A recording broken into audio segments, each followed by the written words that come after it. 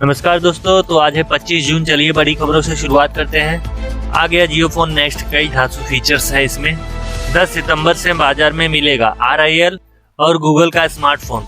Reliance industries ने अपनी 44वीं सालाना आम बैठक के दौरान गूगल के साथ मिलकर अपना अफोर्डेबल स्मार्टफोन जियो नेक्स्ट लॉन्च कर दिया है। रिलायंस और गूगल का ये स्मार्टफोन गणेश चतुर्थी के दिन यानी 10 सितंबर 2021 को बाजार में उपलब्ध हो जाएगा। वहीं इस स्मार्टफोन में गूगल व रिलायंस जियो के सभी ऐप खुलेंगे और काम करेंगे। माना जा रहा है स्मार्टफोन नेक्स्ट भारत ही नहीं दुनिया का सबसे सस्ता फोन होगा। Jio phone next cutting edge technology और एंड्रॉयड ऑपरेटिंग सिस्टम के ऑप्टिमाइज्ड वर्जन से लैस है। भारतीय बाजार के लिए विशेष तौर पर बनाया गया जियो फोन नेक्स्ट स्मार्टफोन पर यूजर्स गूगल प्ले से ऐप डाउनलोड कर सकते हैं। वहीं यूजर्स को स्मार्टफोन में बेहतरीन कैमरा मिलेगा, साथ ही समय समय पर एंड्रॉयड अपडेट मिलते रहेंगे। ये स्मार्टफोन पहले भारत में लॉन्च होगा, फिर दुनिया भर में बेचा जाएगा। मानसून अलर्ट, मौसम विभाग की चेतावनी। दिल्ली सहित इन इलाकों में कब तक पहुंचेगा मानसून?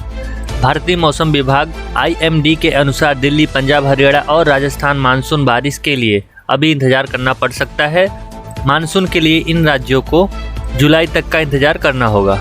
IMD ने यह भी कहा कि भारत में अब तक मौसम में 28% अधिक बारिश हुई है। उससे कहा जा रहा है कि 23 जून तक 145.8 मिमी बारिश हुई है, जबकि सामान्य बारिश 114.2 मिमी है।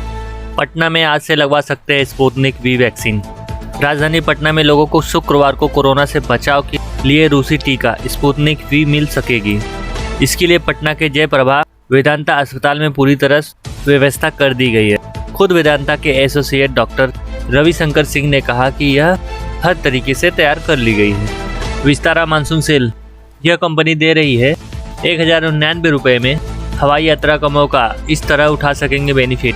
कोरोना महामारी के दूसरी लहर का नरम पड़ने के बाद हवाई और रेल आवागमन में तेजी आई है। लोग अपने जरूरी काम के साथ साथ सैर सपाटे के लिए भी निकलने लगे हैं। इसी चीज को ध्यान में रखते हुए विभिन्न एयरलाइंस कंपनियों यात्रियों को लुभाने के लिए कई तरह के आकर्षक पेशकश की है। पूर्ण सेवा प्रदाता एयरलाइन विस्तारा ने भी बम्पर मानसून सेल का ऐलान किया है। यह स्पेशल सेल महज 48 घंटे का है। यह सेल इकोनॉमी, प्रीमियम इकोनॉमी और बिजनेस क्लास के टिकटों पर उपलब्ध है। विस्तारा मानसून सेल से जुड़ी खास बातें इस प्रकार है। इस सेल के तहत किफायती दाम पर टिकटों की बुकिंग 24 जून 2021 को 12:01 से लेकर 25 जून 2021 के रात 12 बजे से पहले किया जा सकता है। विस्तारा मानसून सेल के तहत अगस्त 2021 से 12 अक्टूबर 2021 तक यात्रा के लिए टिकट बुकिंग कराई जा सकती है। इकोनॉमी क्लास के लिए शुरुआती टिकट 1099 रुपये, प्रीमियम इकोनॉमी के लिए 2099 रुपये और बिजनेस क्लास के लिए 5999 रुपये शुरू हो रहे हैं। अगर आप इस ऑफर का लाभ उठाना चाहते हैं तो विस्तारा एयरलाइंस की वेबसाइट www.vistara.com पर या फिर एयरलाइंस के iOS और एंड्रॉयड ऐप पर जाकर बुक कर सकते हैं। सैड न्यूज, तारक मेहता के नट्टू काका घनश्याम नायक को हुआ कैंसर, बेटे ने दी जानकारी। टीवी के फेमस शो तारक मेहता का उल्टा चश्मा में नट्टू काका का किरदार निभाने वाले 77 साल के एक्टर घनश्याम दास को लेकर बुरी खबर सामने आ रही है। बताया जा रहा है कि घनश्याम को कैंसर है। Gold price, gold silver rate today 25 जून 2021। मजबूत अमेरिकी आंकड़ों से सोने और चांदी में आज दिख सकती है कमजोरी। मजबूत अमेरिकी आर्थिक आंकड़ों की वजह से गुरुवार को सोने और चांदी में गिरावट दर्ज की गई। वहीं बीते दिन में विदेशी घरेलू वायदा बाजार सोना चांदी कमजोरी के साथ बंद हुए थे। सोने चांदी पर जानकारों का नजरिया। इंडिया इन्फोलाइज सिक्योरिटीज के वाइस प्रेसिडेंट अनुज गुप्ता के मुताबिक MCX पर सोना अगस्त में 46,500 रुपये के लक्ष्य के लिए 47,000 रुपये के भाव पर बिकने वाली फायदेमंद है। सोने के इन कॉन्ट्रैक्ट के लिए सोना 47,205 रुपये का स्टॉप लॉस लगाया जा सकता है। वहीं दूसरी ओर चांदी जुलाई में 68,000 रुपये के भाव पर बिकने वाली करके 67,000 रुपये का लक्ष्य हासिल किया जा सकता है। चांदी के लिए सौदे के लिए 68,400 रुपये का स्टॉप लॉस लगाना चाहिए। पेट्रोल डीजल की कीमतों में आज राहत। जहां देखें अपने शहर की ताज़ा रेट। महंगाई के मोर्चे पर आम लोगों की राहत बड़ी खबर है। आज पेट्रोल और डीजल की कीमतों में कोई बढ़ोतरी नहीं हुई है।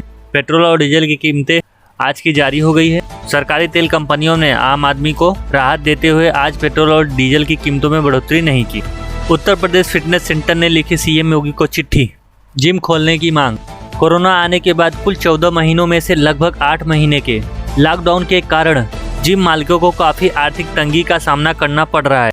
वहीं यूपी में करीब 20,000 जिम हैं और वहां 8 से 9 लाख लोग अपने अस्तित्व के लिए निर्भर हैं। वर्तमान स्थिति में कई जिम मालिक किराया, बिजली और पानी के शुल्क आदि का भुगतान करने के लिए भी स्थिति में नहीं है, इसलिए वो अपना व्यवसाय बंद कर रहे हैं। जम्मू और कश्मीर नेताओं के साथ पीएम मोदी की सर्वदलीय बैठक की बड़ी बातें, जानिए कब होगा विधानसभा चुनाव।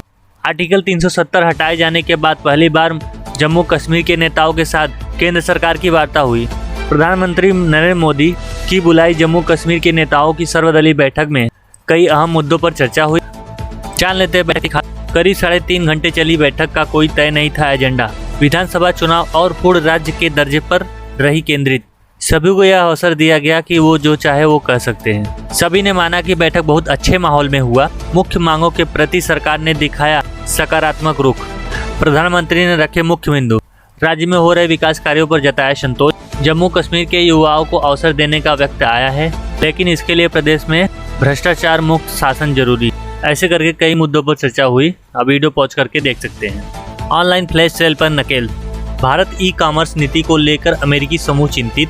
ई कॉमर्स नियमों को सख्त करने की तैयारी, धोखाधड़ी और अनुचित व्यापार प्रथाओं पर रोक लगाने के लिए भारत सरकार ने देश में ई कॉमर्स नियमों में बदलाव का प्रस्ताव दिया है। सरकार ने कहा है कि जिन बदलावों का प्रस्ताव दिया गया है उनमें कुछ तरह के फ्लैश सेल पर बैन है और ई कॉमर्स प्लेटफॉर्म की ओर से नियमों में नहीं मानने पर कार्रवाई शामिल है।